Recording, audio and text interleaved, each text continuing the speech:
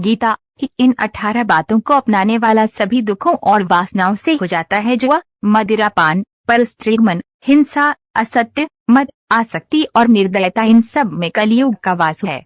भगवद गीता में भगवान श्री कृष्ण ने न केवल ज्ञान की बातें बताई हैं बल्कि जीवन जीने की कलाओं के बारे में भी बताया है। भगवान श्री कृष्ण ने अर्जुन को जो गीता का उपदेश दिया है वह हर मनुष्य के लिए प्रेरणा स्रोत साबित हो सकता है। गीता में भगवान श्री कृष्ण अर्जुन को उपदेश देते हैं कि जो भी मनुष्य भगवद गीता की 18 बातों को अपनाकर अपने जीवन में उतारता है वह सभी दुखों से, वासनाओं से, क्रोध से, ईर्ष्या से, लोभ से, मोह से, लालच आदि के बंधनों से मुक्त हो जाता है। आगे जानते हैं भगवद गीता की 18 ज्ञान की बातें। आनंद मनुष्य के भीतर ही निवास करता है, परंतु मनुष्य उसे स्त्री में, घर में और बाहरी सुखों में खोज रहा है। श्री कृष्ण कहते हैं कि भगवान उपासना केवल शरीर से ही नहीं बल्कि मन से करनी चाहिए। भगवान का वंदन उन्हें प्रेम बंधन में बांधता है। मनुष्य की वासना ही उसके पुनर्जन्म का कारण होती है। इंद्रियों के अधीन होने से मनुष्य के जीवन में विकार और परेशानियां आती है।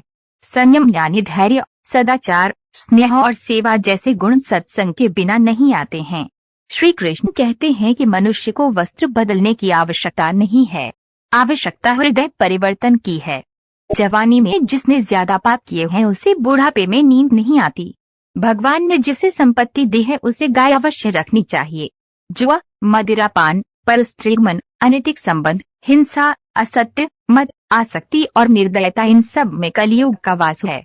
अधिकारी शिष्य को सद्गुरु, अच्छा गुरुवार अवश्य मिलता है।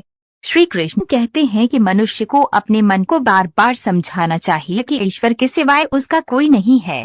साथ ही ये विचार करना चाहिए कि उसका कोई नहीं है, साथ ही वो किसी का नहीं है। भोग में क्षणिक, क्षण भर के लिए सुख है, साथ ही त्याग में स्थायी आनंद है। श्री कृष्ण कहते हैं कि सत्संग ईश्वर की कृपा से मिलता है, परंतु कुसंगति में पड़ना मनुष्य के अपने ही हाथों में है।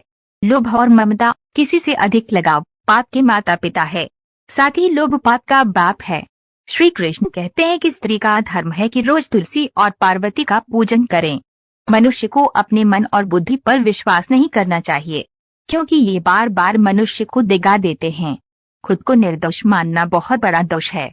यदि पति पत्नी को पवित्र जीवन बिताएं तो भगवान पुत्र के रूप में उनके घर आने की इच्छा रखते हैं। भगवान इन सभी कसौटियों पर कसकर, जांच परख कर ही मनुष्य को अपनाते हैं। भगवान श्री कृष्ण गीता में कहते हैं किसी का अच्छा ना कर सको तो बुरा भी मत करना, क्योंकि दुनिया कमजोर है लेकिन दुनिया बनाने वाला नहीं। यदि कोई व्यक्ति विश्वास के साथ इच्छित वस्तु को लेकर नित्य चिंतन करता है तो वह जो चाहे वह बन सकता है। सच्चा धर्म ये है कि जिन बातों को इंसान अपने लिए अच्छा नहीं समझता उन्हें दूसरों के लिए भी प्रयोग ना करें। कोई भी व्यक्ति अपने विश्वास से बनता है, वह जैसा विश्वास करता है उसी अनुरूप बन जाता है। मन अशांत है और उसे नियंत्रित करना कठिन है, लेकिन अभ्यास से इसे वश में किया जा सकता है।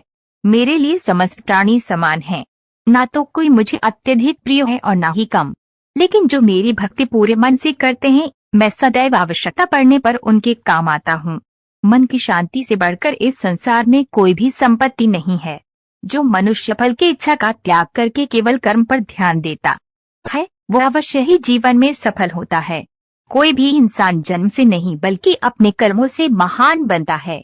अपना, पराया, छोटा, बड़ा इत्यादि को भूलकर ये जानो कि ये सब तुम्हारा है और तुम प्रत्येक के हो। बिना फल की कामनाएं ही सच्चा कर्म है। ईश्वर चरण में हो समर्पण वही केवल धर्म है। जो व्यक्ति क्रोध करता है उसके मन में भ्रम पैदा होता है, जिससे उसका बौद्धिक तर्क नष्ट हो जाता है और तभी व्यक्ति का धीरे धीरे पतन होने लगता है। गीता में लिखा है जब इंसान की जरूरत बदल जाती है तब इंसान के बात करने का तरीका बदल जाता है। इस संपूर्ण संसार में अपकीर्ति मृत्यु से भी अधिक खराब होती है।